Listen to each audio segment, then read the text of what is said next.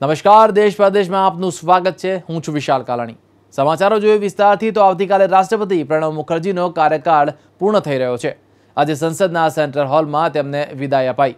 આ અવસરે પીએમ મોદી સહિત સંસદના બંને ગૃહોના સાંસદ ઉપસ્થિત રહ્યા। પ્રણવ મુખર્જીએ પીએમ મોદીની પ્રશંસા કરી તો સાથે જ સંસદમાં ચર્ચાના ઘટતા સ્તર પર ચિંતા પણ જતાવી હતી।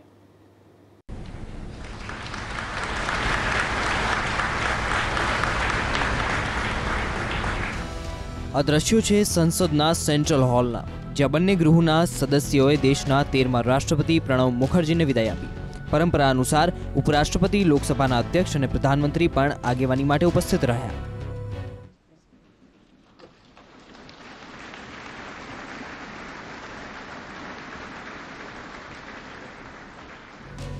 પ્રણવ મુખર્જીએ જ્યારે પોતાનું વિદાય ભાષણ આપ્યું તો વટહુકમનો સહારો લેવાની વધતી પ્રવૃત્તિની તરફ ઇશારો કર્યો। સાથે જ સંસદમાં ચર્ચાઓના ઘટતા સ્તર પર ચિંતા વ્યક્ત કરી। It is unfortunate that parliamentary time devoted to legislations has been declining. When the parliament fails to discharge its lawmaking role or enacts laws without a discussion, I feel it breaches the trust reposed in it by the people of this great country. Pranab મુખર્જીનો કાર્યકાળ બિન વિવાદાસ્પદ અને સરકારથી ટકરાવ વિનાનો રહ્યો। તેમણે ગરિમાથી હંમેશા પોતાની વાત રાખી। પ્રણવ મુખર્જીએ દલગત રાજનીતિથી ઉપર ઉઠીને કામ કર્યું। પીએમ મોદીએ હાલમાં જ ભાવનાત્મક સંબંધોની વાત કહી હતી। પોતાના ભાષણમાં પ્રણવ મુખર્જીએ પીએમ મોદીની પણ પ્રશંસા કરી। I greatly benefited from the advice and cooperation extended by Prime Minister Sri Narendra Modi at every step. With passion and energy, he is driving transformational changes in the country. પ્રણવદાને કાર્યકુશળ રાષ્ટ્રપતિ તરીકે હંમેશા યાદ રખાશે। આતંકીઓને ફાંસી દેવામાં તેમણે ક્યારેય મોડું નહીં કર્યું। અજમલ કસાબ, અફઝલ ગુરુ અને યાકૂબ મેમનની ફાંસીની સજા પર પ્રણવ મુખર્જીએ મહોર લગાવી હતી। પ્રણવ મુખર્જીએ હત્યા અને બળાત્કારના દોષી પામેલા 28 લોકોની ફાંસીની સજાને યથાવત રાખી તો પોતાના કાર્યકાળમાં તેમણે 4 લોકોને ક્ષમાદાન પણ આપ્યું।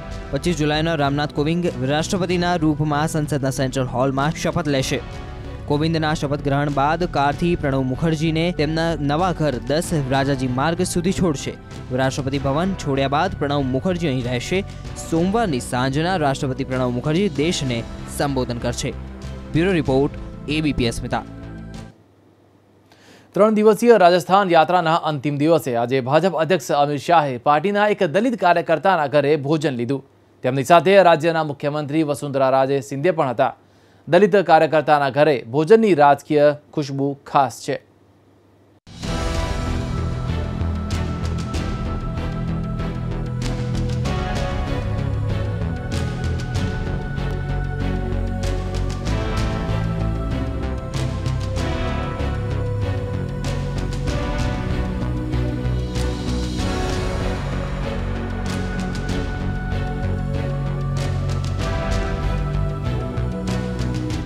ફર્શ પર બેસી મજાથી પતરાળામાં રોટલી, દાળ, ભીંડાનું શાક અને હલવાનો લુફ્ત માણતા આ છે ભાજપના રાષ્ટ્રીય અધ્યક્ષ અમિત શાહ।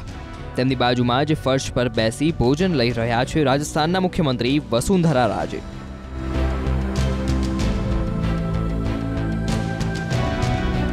આ દ્રશ્યો રાજસ્થાનની રાજધાની જયપુરના, જ્યાં પોતાના 3 દિવસીય યાત્રા પર ભાજપના અધ્યક્ષ અમિત શાહે પાર્ટીના જ દલિત કાર્યકર્તા રમેશ પચારિયાના ઘરે ભોજન લીધું।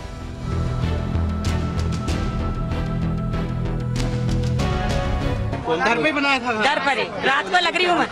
क्या कहा? बहुत ही बढ़िया खाना। आप जब आए थे आते उन्होंने क्या बोला खाने को लेके? बहुत बढ़िया खाना बनाया मेरे लिए। बहुत खास तौर पे बनाया था। क्या क्या बनाया था आपने? आलू भी बनाई थी। क्या बनाया पूरा बताओ। आलू, भिंडी, दाल की सब्जी, गट्टा की सब्जी और बेजड़ की रोटी। ये बताओ, और हलवा खिलाया कि नहीं खिलाया? हलवा तो कम खाएंगे, मीठा। मैडम ने कम खाया और अमित जी ने थोड़ा कम ही लिया। सब्जी कौन सी अच्छी बताई? गट्टा की। અમિત શાહને જોવા માટે આસપાસના ઘરોની છતો અને ગલીઓમાં લોકોની ભીડ ઉમટી। અમિત શાહે પણ કોઈને નિરાશ ન કર્યા। ક્યારેક હાથ હલાવી અભિવાદન કર્યું તો કોઈને હાથ મિલાવ્યા પણ ખરા। આમ તો અમિત શાહ દેશના તમામ રાજ્યોની યાત્રા કરી રહ્યા છે, પણ રાજસ્થાનની યાત્રા પર તેઓ એવા સમયે પહોંચ્યા જ્યારે રાજ્યમાં ભાજપની જૂથબંધી પોતાની ચરમ સીમાએ પહોંચી ગઈ છે. આની ઝલક જોવા મળી રાષ્ટ્રપતિની ચૂંટણીમાં.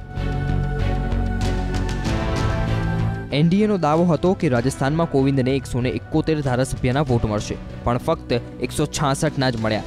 જ્યારે યુપીએના ઉમેદવાર મીરા કુમારને 29ની જગ્યાએ 34 વોટ મળ્યા. મતલબ કે એનડીએના 5 ધારાસભ્યોએ ક્રોસ વોટિંગ કર્યું. રાજસ્થાનમાં આગામી વર્ષે વિધાનસભાની ચૂંટણી છે અને વસુંધરા વિરુદ્ધ ભાજપની અંદર અવાજ બુલંદ થઈ રહ્યો છે, જેને લઈને પાર્ટી કોઈ રિસ્ક નથી લેવા માંગતી. બ્યુરો રિપોર્ટ, એબીપી અસ્મિતા. બિહારમાં આજકાલ જે થઈ રહ્યું છે તેને સમજવામાં મોટા મોટા રાજકીય પંડિતો પણ નાકામ રહ્યા છે. નીતિશ કુમાર તો તેજસ્વીના મુદ્દે લાંબા સમયથી મૌન છે, પરંતુ તેમની પાર્ટીના પ્રવક્તાઓ લાલુની પાર્ટી પર સવાલોના તીર છોડી રહ્યા છે.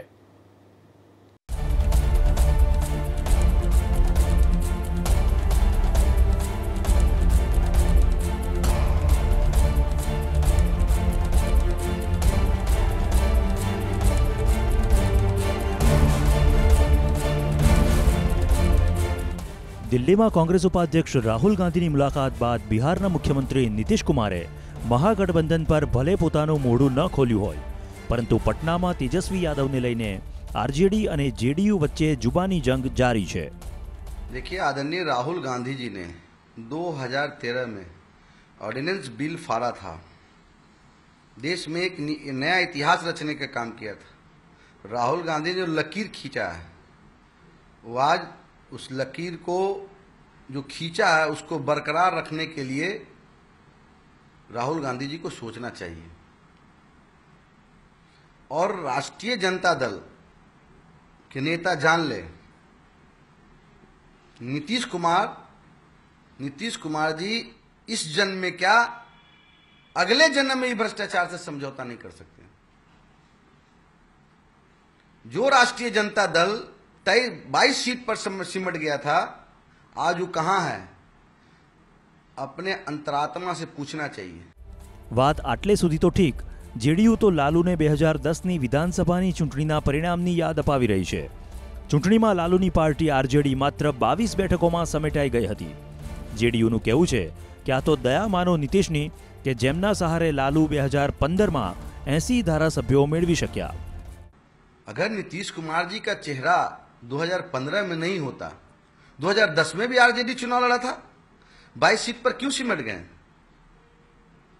धन्य माने नीतीश कुमार जी को कि नीतीश कुमार जी को चेहरे को देखकर बिहार के जनता ने अपार बहुमत देने का काम किया और फिर से महागठबंधन की सरकार बनी. तो राष्ट्रीय जनता दल के नेताओं को सोच लेना चाहिए कि अगर नीतीश कुमार जी का चेहरा नहीं होता तो आज उनका हश्र क्या होता, देश और दुनिया देखता. સૂત્રોના મતે દિલ્હીમાં રાહુલ સાથેની મુલાકાતમાં સીએમ નીતિશ કુમારે સ્પષ્ટ કહ્યું કે ભ્રષ્ટાચાર પર કોઈ જ સમજૂતી નહીં થાય. તો આ તરફ બિહારમાં ભાજપના नेता સુશીલ મોદી લાલુ પરિવાર વિરુદ્ધ મોરચો ખોલી નીતિશ પર નિશાન તાકી રહ્યા છે. हम विधानसभा में इस मुद्दे को प्रभावी तरीके से उठाएंगे कि एक दागी मंत्री मुख्यमंत्री के बगल में कैसे बैठ सकता है. इसलिए दागी मंत्री इस्तीफा दो. इस मुद्दे को लेकर अगर आवश्यकता पड़ेगी तो हम विधानसभा को चलने नहीं देंगे. लगातार उनके प्रवक्ता 15 दिनों से एक बात को बोल रहे हैं. इतना तो लालू यादव को समझ में आना चाहिए. और खुद संजय सिंह ने कहा कि दीवार पर लिखी जो लिखावट है उसको समझने का प्रयास कीजिए. लेकिन लालू यादव ने मन बना लिया है कि हम शहीद हो जाएंगे, लेकिन हम इस्तीफा नहीं देंगे.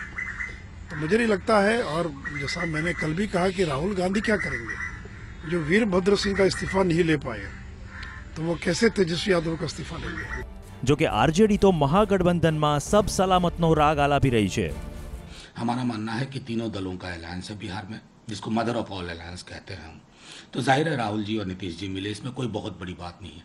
स्पेकुलेशन चल रहा है मीडिया के एक वर्ग में, क्योंकि एक नैरेटिव है 11 अशोक रोड से, वही नैरेटिव चलता रहता है भाजपा कार्यालय वाला. हम उस पर कोई टिप्पणी नहीं देना चाहते. हमारा अभी भी मानना है कि महागठबंधन का मिजाज और उसके मर्म को हम कभी आहत नहीं होने देंगे. તેજસ્વીના રાજીનામાને લઈને બિહારમાં શરૂ થયેલો ઝઘડો દિલ્હી સુધી પહોંચી ગયો છે. શરદ યાદવ ગઠબંધન તોડવાના પક્ષમાં નથી, તો મુખ્યમંત્રી નીતિશ કુમાર પીછેહટ કરવા તૈયાર નથી. નીતિશના કડક વલણને જોતા બિહારમાં મહાગઠબંધનની ગાંઠ ખુલતી નજર આવી રહી છે. બ્યુરો રિપોર્ટ, એબીપી અસ્મિતા. તો દેશ પ્રદેશમાં આગળ અન્ય સમાચારો પણ જોઈશું, પરંતુ હાલ સમય થયો છે એક બ્રેકનો. વિરામ બાદ દેશ પ્રદેશમાં આપનું ફરીથી સ્વાગત છે. સમાચારોમાં આગળ વધીએ. ભારત અને ચીનની વચ્ચે જે વિવાદ જૂનમાં શરૂ થયો હતો, આજે તેનો 38મો દિવસ છે. સ્થિતિ તેમની તેમ છે. ચીન સતત ભારતને ધમકી આપી રહ્યું છે. એવામાં હવે સૌની નજર છે રાષ્ટ્રીય સુરક્ષા સલાહકાર અજીત ડોવાલની ચીન યાત્રા પર. 27 તારીખના અજીત ડોવાલ બ્રિક્સ દેશોના NSAની બેઠકમાં સામેલ થવા ચીન જશે. મનાઈ રહ્યું છે કે ચીનથી ડોકલામ વિવાદ પર ચર્ચા થઈ શકે છે.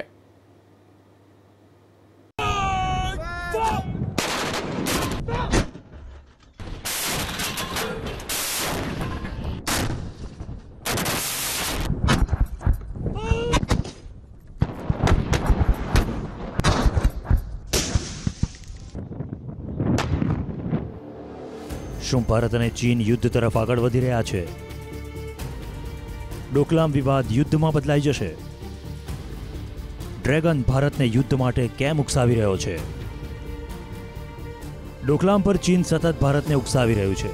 ચીન તરફથી સતત એવા નિવેદનો આવી રહ્યા છે જેનાથી યુદ્ધ જેવી સ્થિતિ બનતી દેખાઈ રહી છે. ભારત અને ચીન વચ્ચે વધતા તણાવ પર અમેરિકા પણ નજર રાખી રહ્યું છે. અમેરિકા જાણે છે કે બંને દેશો વચ્ચે સૈન્ય સંઘર્ષ દક્ષિણ એશિયામાં તાકાતનું સંતુલન બગાડી નાખશે. અને આથી જ તો અમેરિકાના રક્ષા વિભાગ તરફથી આવેલા નિવેદનમાં બંને દેશોને આપસમાં વાતચીત કરવાની સલાહ અપાઈ છે. રક્ષા વિભાગના પ્રવક્તા ગેરી રોસે કહ્યું કે ભારત અને ચીન વચ્ચેના તણાવને દૂર કરવા માટે અમેરિકા બંને દેશોને સીધી વાતચીત માટે પ્રોત્સાહિત કરી રહ્યું છે, જેનાથી કોઈ પ્રકારના સૈન્ય સંઘર્ષથી બચી શકાય. पेंटागन ने साफ तौर पे कहा है कि जो हिंदुस्तान और चाइना का स्टैंड ऑफ है उसको बड़ी केयरफुली वो देख रहे हैं और वो चिंतित हैं क्योंकि दोनों नेशन जो हैं मैच्योर्ड नेशंस हैं, दोनों एंशिएंट सिविलाइजेशन है. 1/3 दुनिया की मैन पावर यहाँ रहती है. आपस में झड़प जो है इनके लिए नहीं, इनकी इकोनॉमी के लिए नहीं, पूरी दुनिया के लिए बहुत बड़ा खतरा हो सकता है और सेटबैक हो सकता है. જો કે છેલ્લા 2-4 દિવસમાં ચીનના વલણમાં થોડી નરમી જોવા મળી રહી છે. ચીનના વિશેષજ્ઞોને આશા છે કે ભારતના રાષ્ટ્રીય સુરક્ષા સલાહકાર અજીત ડોવાલની ચીન યાત્રાથી વિવાદનો હલ લાવવામાં મદદ મળશે. અજીત ડોવાલ બ્રિક્સ દેશોના NSAની બેઠકમાં ભાગ લેવા 27 અને 28 જુલાઈના બેઇજિંગ જઈ રહ્યા છે. આપને જાણીને હેરાની થશે કે ચીનની સીમા જેટલા પણ દેશોની સીમાથી લાગે છે તે તમામ દેશોને એ વાતની ફરિયાદ રહી છે કે ચીન દાદાગીરી અને ચાલાકીથી તેમના વિસ્તારને પચાવી પાડે છે. ડોકલામ વિસ્તારને લઈને પણ ચીનની કંઈક આવી જ મેલી મુરાદ છે. પરંતુ ભારતે જે ઝડપથી પોતાની પ્રતિક્રિયા આપી તેની આશા ચીને રાખી ન હતી. ચીન જાણી જોઈને ભારત વિરુદ્ધ માહોલ બનાવી રહ્યું છે, કારણ કે આંતરરાષ્ટ્રીય જગતમાં ભારતની શાખ તેના મુકાબલે ઘણી મજબૂત છે. બ્યુરો રિપોર્ટ, એબીપી અસ્મિતા.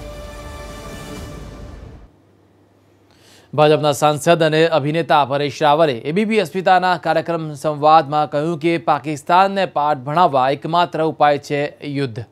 તો સાથોસાથ તેમણે સેન્સર બોર્ડને બંધ કરી દેવાની માંગ કરી છે. પરેશ રાવલના મતે સેન્સર બોર્ડનું જે વલણ છે તે ઠીક નથી.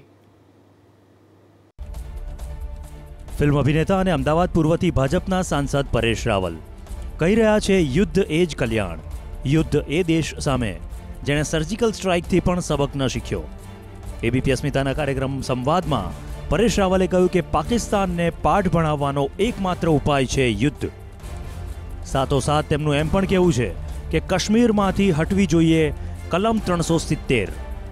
આપને એક ટાસ્ક આપીને નરેન્દ્રભાઈ કાશ્મીર અને પાકિસ્તાન સોંપે તો શું કરે? પરેશભાઈ શું કરે? હાજી, પહેલાં તો 370 કાઢી નાખું.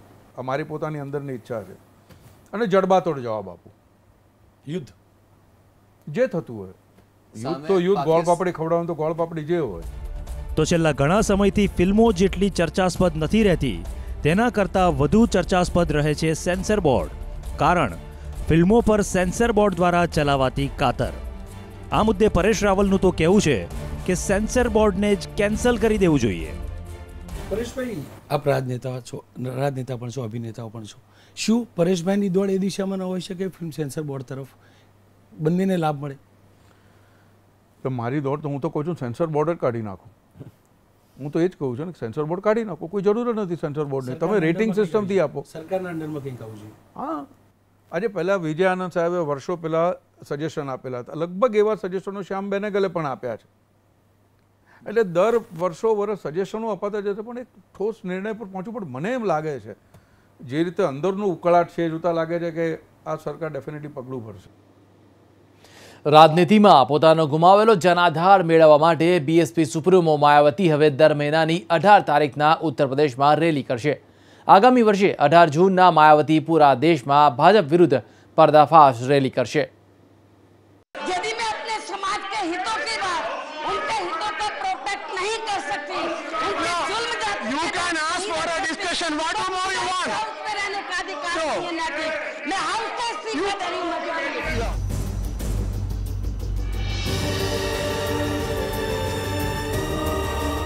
દિલ્હીના ગુરુદ્વારા રકાબગંજ રોડ પર બીએસપી સુપ્રીમો માયાવતીના ઘરની બહાર મચી છે હલચલ.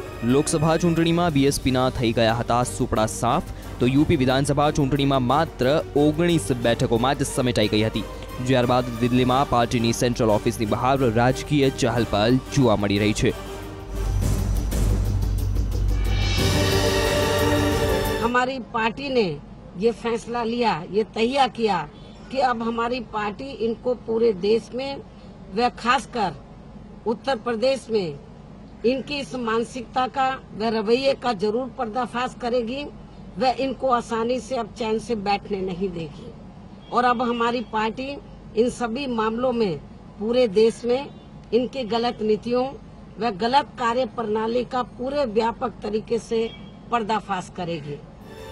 રાજ્યસભાના સાંસદ પદેથી રાજીનામું આપ્યા બાદ માયાવતીએ પોતાના ઘર પર બીએસપીના સાંસદો, ધારાસભ્યોથી લઈને જિલ્લા અધ્યક્ષો અને સંગઠનના મંડળ કોઓર્ડિનેટરની સાથે મહામંથન કર્યું. 18 जुलाई को ही मैंने अपने राज्यसभा के पद से इस्तीफा दिया है, जिसे यहाँ पार्टी के लोग आसानी से भुलाना नहीं चाहते हैं. और यहाँ उत्तर प्रदेश में इन दोनों स्तरीय कार्यक्रमों को किए जाने के बारे में विस्तार से जानकारी देने के लिए ही आज मैंने बीएसपी केंद्र कार्यालय दिल्ली में अलग से उत्तर प्रदेश के सभी छोटे बड़े पदाधिकारियों एवं जनप्रतिनिधियों की ये आवश्यक बैठक बुलाई हुई थी. દલિતોના દેવી બની માયાવતી ઉત્તર પ્રદેશની રાજનીતિમાં શિખર પર પહોંચ્યા હતા, પણ 2014ની લોકસભાની ચૂંટણીમાં પાર્ટી એક પણ બેઠક જીતી ન શકી. તો ઉત્તર પ્રદેશ વિધાનસભાની ચૂંટણીમાં માત્ર 19 બેઠકો જ જીતી શકી. પોતાનો ગુમાવેલો જનાધાર મેળવવા માયાવતી 18 સપ્ટેમ્બર 2017 થી 18 જૂન 2018 સુધી દર મહિને 18 તારીખના મંડળ સ્તર પર રેલી કરશે. માયાવતીના મંચ પરથી અન્ય નેતાઓ પણ ભાષણ આપશે, જેથી રાજનીતિમાં માયાવતી પોતાનું નસીબ ચમકાવી શકે. બ્યુરો રિપોર્ટ, એબીપી અસ્મિતા. અને હવે વાત ચીનની સ્કાય ટ્રેનની. રેલના પાટા પર ઉલટી લટકી આ કોઈ મોનોરેલ નહીં, પરંતુ ચીનની સ્કાય ટ્રેન છે. આ ટ્રેન 80 કિલોમીટરની ઝડપથી થોડી જ સેકન્ડમાં હવાથી વાત કરવા લાગે છે. 3 ડબ્બાવાળી ચીનની સ્કાય ટ્રેન 300 થી 500 લોકોને લઈને આ રીતે જ દોડે છે. હાઈ સ્પીડ ટ્રેનની ટેકનિક પર બનેલી આ સ્કાય ટ્રેનની અંદરનો નજારો જોઈ આપનું મન ટ્રેનમાં બેસવા માટે મચલી જશે. આ જ હાઈ સ્પીડ ટ્રેન છે જેના દ્રશ્યો આપ ટીવી સ્ક્રીન પર જોઈ રહ્યા છો. ઊંધી જઈ રહેલી આ સ્કાય ટ્રેન જે છે જેનો હવામાં લટકતી હોવાથી તેનું નામ સ્કાય ટ્રેન આપવામાં આવ્યું છે. હાઈ સ્પીડ ટ્રેન છે આવ્યા અને મોટી સંખ્યામાં લોકોને લઈ જાય છે. તેની ઝડપ 80 કિલોમીટર પ્રતિ કલાકની છે. આ અનોખી ટ્રેનમાં બેસવા માટે લોકો ઉત્સુક થઈ રહ્યા છે.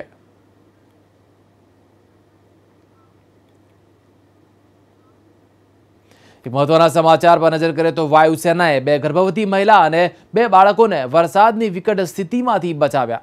હાલપુરની સ્થિતિમાં વાયુસેના રેસ્ક્યુનું કામ કરી રહી છે. વાયુસેનાની એક ટીમ ફસાયેલા 2 વ્યક્તિઓને બચાવવા માટે જતી હતી. ત્યાં જ તેમને કોલ મળ્યો કે 2 ગર્ભવતી મહિલાઓને પણ તેમની જરૂર છે. વાયુસેનાની ટીમ તુરંત જ પોતાનો કોલ ચેન્જ કર્યો અને ગર્ભવતી મહિલાઓને બચાવવા માટેનું ઓપરેશન શરૂ કર્યું. જ્યારે ટીમ અહીં પહોંચી ત્યારે 2 ગર્ભવતી મહિલા પૈકી એક મહિલાને જોડિયા બાળકનો જન્મ આપી ચૂકી હતી, જેમને વાયુસેનાની ટીમ એરલિફ્ટ કરી ગઈ. મહિલાઓને સારવારની જરૂર હતી, તેથી તેમને જસદન હેલ્થ સેન્ટરમાં તાત્કાલિક ખસેડવામાં આવ્યા અને ત્યારબાદ તેઓ પોતાનો પહેલો કોલ પૂરો કરવા તરફ રવાના થયા હતા. વાયુસેનાના જાંબાજ જવાનોએ 2 ગર્ભવતી મહિલાઓ અને 2 જોડિયા બાળકોનો જીવ બચાવ્યો હતો. તેમને જે ટાર્ગેટ અપાયો હતો, પરંતુ તે દરમિયાન તેમને આ અગત્યનો કોલ મળ્યો કે 2 મહિલાઓ ફસાઈ છે અને તે બંને ગર્ભવતી છે, જેથી તાબડતોબ પોતાનો રૂટ ડાયવર્ટ કરી આ મહિલાઓને બચાવવા એરફોર્સના જવાનો પહોંચી ગયા હતા. એરફોર્સના જવાનો પહોંચ્યા ત્યારે એક ગર્ભવતી મહિલાએ 2 જોડિયા બાળકોને જન્મ આપ્યો હતો, જેથી સમગ્ર રેસ્ક્યુ ઓપરેશનમાં સ્પીડ લાવવાની જરૂર થઈ અને એ જ પ્રમાણે એરફોર્સના જવાનોએ આ મહિલાઓને બચાવી હતી અને જસદણના હેલ્થ સેન્ટર ખાતે પહોંચાડી હતી. તેમની આ કાર્યવાહીની પ્રશંસા થઈ રહી છે. જામનગરમાં પૂરમાં ફસાયેલી મહિલાને બચાવ્યા એરફોર્સના જવાનોએ. 2 મહિલાઓને બચાવી હતી અને તેની સાથે જન્મેલા 2 જોડિયા બાળકોને પણ બચાવ્યા.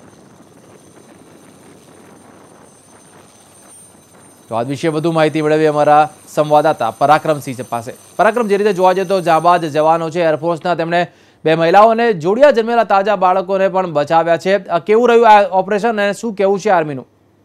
જે દ્રશ્યોની અંદર જોઈ શકાય છે કે આર્મીના જે જાબાઝ જવાનો છે તેમના દ્વારા જે વિછિયા તાલુકાનું નાના માચા ગામ છે ત્યાંથી બચાવી લેવામાં આવી છે. મહિલા અને બાળક બંનેને જે જસદણની સિવિલ હોસ્પિટલમાં ખસેડવામાં આવ્યા છે. જે કહી શકાય કે જાબાઝ જવાનો જે સરહદ ઉપર જે રીતે કામગીરી કરતા હોય છે લોકોને બચાવવાની અને જે રીતે દેશની સુરક્ષા કરતા હોય છે, તે જ રીતે જે દેશની બહારના જે દુશ્મનો છે તેનાથી તે બચાવતા હોય છે. તો દેશની અંદર કોઈ પણ આવી કુદરતી આપત્તિ આવી જાય ત્યારે પણ આ રીતે બચાવતા હોય છે. દ્રશ્યોની અંદર જ જોઈ શકાય છે કે જાબાઝ જવાનો છે તેમના દ્વારા જે વિછિયા તાલુકાનું એક નાનકડું એવું ગામ છે કે ત્યાંથી સુખભાદર જે નદી પસાર થાય છે. ચોટીલા વિસ્તારમાં ભારે વરસાદ જે હતો અને હજી નદીઓના પ્રવાહ યથાવત છે, ત્યારે આ જે ગામ છે નાના માંડા, તે ગામ પાસેથી જે નદી પસાર થતી હતી અને ગામ સંપર્ક વિહોણું થઈ ગયું હતું અને જેના કારણે ગામના જે સરપંચ અને આગેવાનો છે તેમના દ્વારા અને મામલતદાર દ્વારા, જસદણ મામલતદાર અને વિછિયાના અધિકારીઓ દ્વારા જે રાજ્ય સરકારને જાણ કરવામાં આવી હતી અને રાજ્ય સરકાર દ્વારા તાત્કાલિક જે એનડીઆરએફની ટીમ અને જવાનો છે, જે એરફોર્સના જવાનો છે, તેમને જાણ કરી અને તાત્કાલિક જે મહિલા છે અને બંનેને જસદણની સિવિલ હોસ્પિટલમાં ખસેડવામાં આવ્યા છે. માતા પુત્ર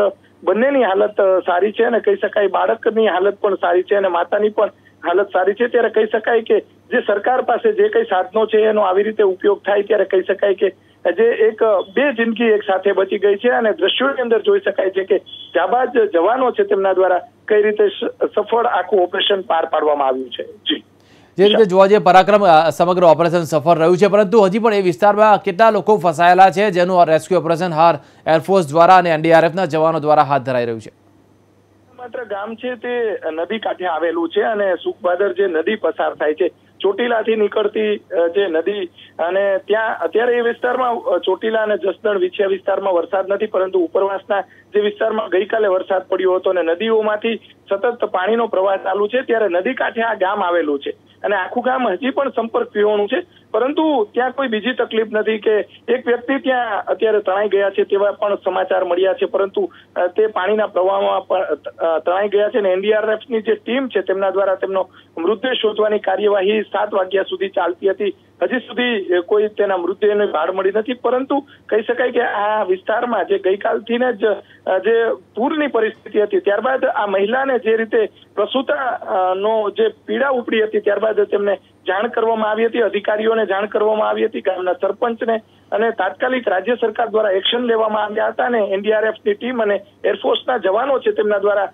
હેલિકોપ્ટરની મદદથી ત્યાંથી એરલિફ્ટ કરવામાં આવ્યા હતા અને ત્યાં જે રસ્તો છે જ્યાં સુધી 108ની જે સેવા જ્યાં સુધી જઈ શકતી હતી નદીને આ પાર, ત્યાં સુધી તે પ્રસૂતાને લઈ આવવામાં આવ્યા હતા અને તાત્કાલિક જસદણની જે હોસ્પિટલ છે ત્યાં તેમની પ્રસૂતિ કરવામાં આવી હતી. 108ની કામગીરી અને 108ના જે કર્મચારીઓ છે તેમની પણ ખૂબ જ સફળ કામગીરી કહી શકાય. તાત્કાલિક તેમને જે હેલિકોપ્ટર છે, હેલિપેડ છે, ત્યાંથી તેમને જસદણ ખસેડવામાં આવ્યા હતા અને જસદણની અંદર સિવિલ હોસ્પિટલમાં જે બંનેની અત્યારે જે ડોક્ટરો છે તેમના દ્વારા પ્રસૂતિ કરવામાં આવી હતી ને ખરેખર જે કઈ રાજ્ય સરકાર અથવા તો સરકાર પાસે જે સાધનો છે જેનો આવી રીતે જો ઉપયોગ થાય અને જે આવા પીડિત લોકો છે તેમને બચાવવામાં આવે તો ખરેખર લોકોને પણ એક પ્રકારની સહાનુભૂતિ થાય અને આ વિસ્તારના લોકો છે તેમાં પણ એક ખુશીનો માહોલ જસદણ વિસ્તાર અને વિછિયા વિસ્તારની અંદર જોવા મળી રહ્યો છે આ જે કામગીરીને લઈને. જી પરાક્રમ, જે રીતે એવી પણ માહિતી મળી છે કે જે આર્મીની જે રેસ્ક્યુ ટીમ છે અન્ય જગ્યાએ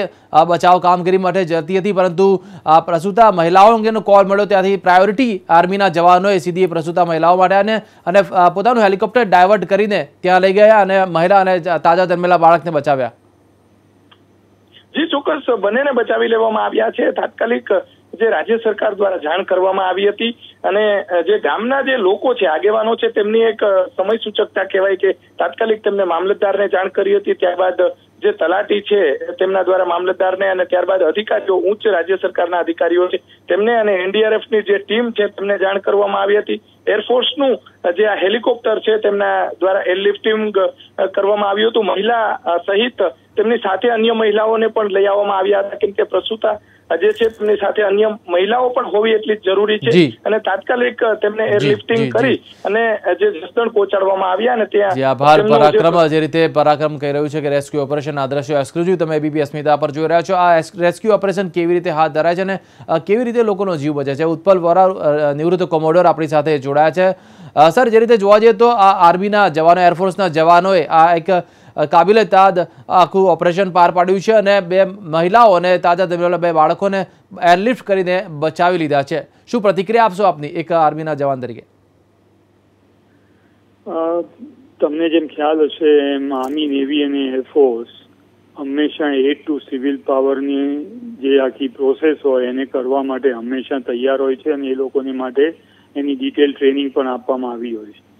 અને આ જે એના કર્તવ્યો હોય કે જેની ડ્યુટીની કરવાની હોય એનો એક ભાગરૂપ બની રહે છે. એટલે જ્યારે પણ કોઈ અર્થક્વેક આવ્યો હોય કે કોઈ મેજર નેશનલ કેલામિટી થઈ હોય કે કોઈ જાતના આવી રીતે ફ્લડ્સ આવ્યા હોય ત્યારે જે જાતની કેપેબિલિટીઝ પર્ટિક્યુલર ફોર્સ પાસે હોય, આર્મી, નેવી કે એરફોર્સ માટે, એ માટે એડ ટુ સિવિલ પાવરનું રેક્વિઝિશન હંમેશા ગવર્મેન્ટ પાસેથી, સ્ટેટ ગવર્મેન્ટ પાસેથી સેન્ટ્રલ ગવર્મેન્ટ તરફ પાસે મોકલાતું હોય છે. અને જો વસ્તુ પરિસ્થિતિ જો સ્ટેટ પૂરતી જ લિમિટેડ હોય અને બહુ જો સેન્ટ્રલ ગવર્મેન્ટની એ વખતે જરૂર ના હોય તો સ્ટેટ ગવર્મેન્ટ પણ આર્મી, નેવી ને એરફોર્સને લિમિટેડ વેની અંદર એને રેક્વિઝિશન કરી શકતા હોય છે, કીપિંગ મિનિસ્ટ્રી ઓફ ડિફેન્સ અને the central government duly inform. અને એ પછી એની એક્સ પોસ્ટ ફેક્ટો સેન્કશન પણ લઈ શકાતી હોય છે. એટલે આ પ્રમાણે આ જે સિચ્યુએશન હતી એની અંદર એરફોર્સના જાંબાઝ જવાનોએ, એટલે કે જેને પાયલટ્સ કહેવાય, એ હેલિકોપ્ટર દ્વારા જે ફ્લડેડ એરિયાની અંદર જે કોઈ બધા લોકો ફસાયા હોય ત્યાં આગળ એનું પ્લાનિંગ કરી અને ત્યાં આગળ રોપ પરથી એના જવાનો નીચે ઉતરે છે અને પછી એને બકલ અપ કરી અને એની જે એને વિંચ હોય એ વિંચ ઉપરથી એમને ઉપર લેવામાં આવે છે હેલિકોપ્ટરમાં અને પછી એમને સેફ જગ્યાએ ખસેડવામાં આવે છે. આ એકદમ ખૂબ જ પ્રિસાઇઝ ઓપરેશન હોય છે અને આ પ્રિસાઇઝ ઓપરેશનની અંદર હેલિકોપ્ટરને કંટ્રોલ કરવું પાણીના આ જે ભરાયેલી જગ્યા હોય એની અંદર અને પર્ટિક્યુલરલી એ જ જગ્યાની અંદર વાયર રોપને નીચે ઉતારી એને વિંચઅપ કરવું અને પછી સેફ એરિયામાં ખસેડવા એ એકદમ ટેકનિકલી અને ટેક્ટિકલી ખૂબ જ પ્રિસિશન માગી લે છે. એટલે આપણે આ જાતના કાર્યો કરવા માટે આ દિવસ રાત એ લોકોને ટ્રેનિંગ આપવામાં આવી હોય છે અને એમને કોમ્પિટન્સ એ વસ્તુનું હોય છે અને એ પ્રમાણે પ્લાનિંગ કરીને આ આખું એક્ઝિક્યુશન કરવામાં આવતું હોય છે. કોમરેડ ઉત્પલ વોરા, એ માગીશ કે જ્યારે આ પ્રકારનું રેસ્ક્યુ ઓપરેશન કરવામાં આવતું હોય અને એમાં બી જ્યારે કે એક પ્રસૂતાને લઈ જવામાં આવી હતી, જો પ્રસૂતાની પ્રસૂતિ જો હેલિકોપ્ટરમાં જ ઇનકેસ થઈ ગઈ હોત એરફોર્સના, તો તે સમયે શું એ પ્રકારની પણ મેડિકલ સુવિધાઓ પણ જે તે હેલિકોપ્ટર કે પ્લેનમાં અવેલેબલ હોય છે ખરી? ના, આ વસ્તુ તમારે ખાસ જાણવી જોઈએ કે હેલિકોપ્ટરની અંદર આવી રીતે જ્યારે એડ ટુ સિવિલ પાવર અને ફ્લડેડ એરિયામાંથી માણસોને જ્યારે ઇવેક્યુએટ કરવાના હોય ત્યારે મેડિકલ એસિસ્ટન્ટ અથવા તો મેડિકલ ડોક્ટર ડિપેન્ડિંગ અપોન જે આખી ટીમ ત્યાં આગળ પોઝિશન કરવામાં આવી હોય એ પ્રમાણે હેલિકોપ્ટરની અંદર લિમિટેડ ફેસિલિટી હોય છે.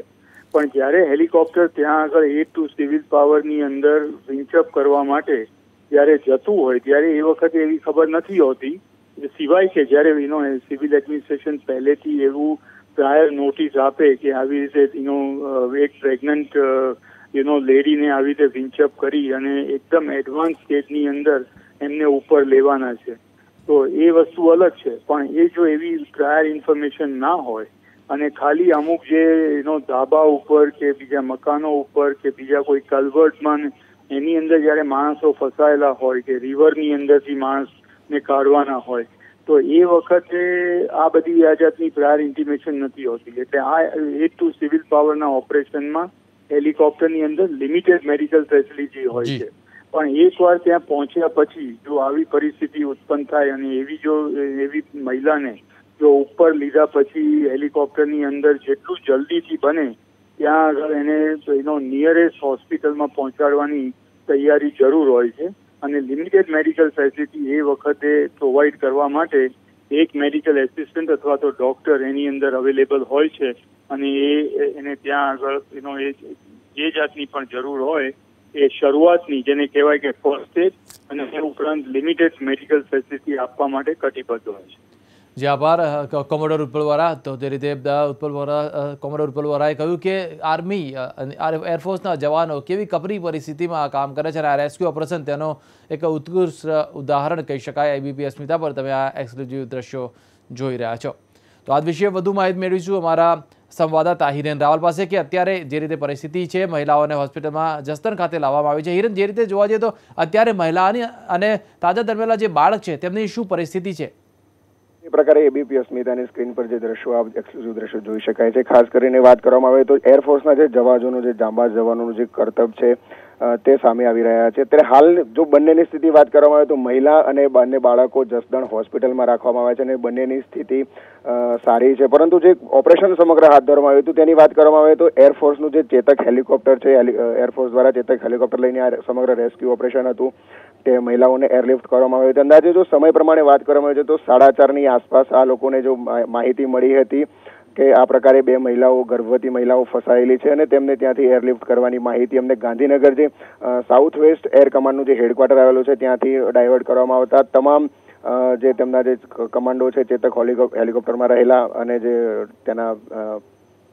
એના જે જવાનો છે તે ત્યાંથી શિફ્ટ થયા હતા અને અંદાજે લગભગ 10 મિનિટની અંદર જ જે સ્પોટ હતું ત્યાં સ્પોટ પર પહોંચીને બંને મહિલાઓને ત્યાંથી એરલિફ્ટ કરવામાં આવ્યા હતા અને બંનેને ત્યાંથી એરલિફ્ટ કરીને 5 ને 15 કલાકની આસપાસ જસદણ હેલિપેડ છે જસદણ હેલિપેડ ખાતે લાવવામાં હતા અને પહેલેથી જ સૂચના જસદણ ખાતે પર તંત્રને આપી દેવામાં આવી હતી કે આ પ્રકારે રેસ્ક્યુ કરીને 2 ગર્ભવતી મહિલાઓને લાવવામાં આવી રહી છે. જેને પગલે જસદણ ખાતે હેલિપેડ ખાતે પણ સમગ્ર તંત્ર એલર્ટ હોવાના કારણે બંને લોકોનો જીવ બચી ગયો હતો અને અત્યારે હાલ બંને લોકો સલામત રીતે જસદણ હોસ્પિટલમાં છે. વિશાલ.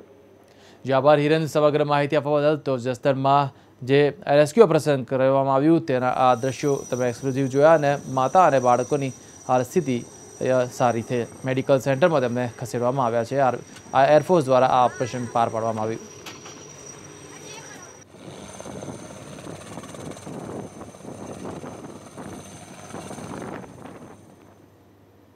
તો દેશ પ્રદેશમાં અત્યારે આટલું, પરંતુ હાલ સમય થયો છે બ્રેકનો. બ્રેક બાદ જોઈશું 50-50 ખબરો દેશ અને પરદેશની અને પ્રદેશની.